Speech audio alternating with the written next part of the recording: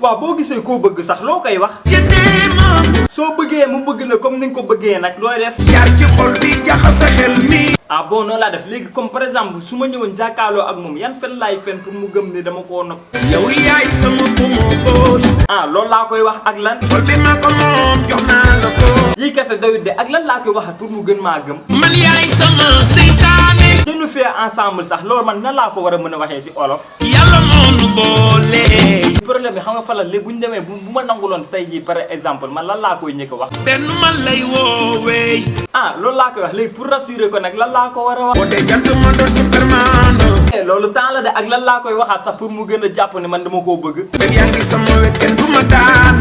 yaakaar ne li nga fi wax yëpp su ma tasee tey jii nii benn gel nii su ma ko waxee dina cëpp. loolu daal mbiru yàlla looy. yow yaa ko wax pare nga ne mbiru yàlla lii kay yow la. bu ma ci lenn lépp yow la. nan la nekkee man. sa waaw laay dox. li ngay def ni moom dina tax du ma kontaan si yow de. soo kontaanul dund du yomb.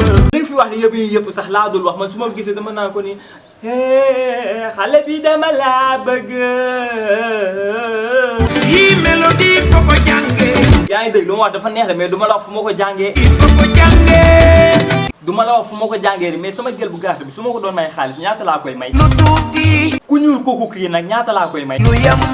ku xees pecc gi nag te rafet moom su ma koy may ñaata laa koy may. lu ne gàññ. ki ci gën a ñaaw nag te yor forme bu baax bi moom su ma koy may ñaata laa koy may. dara.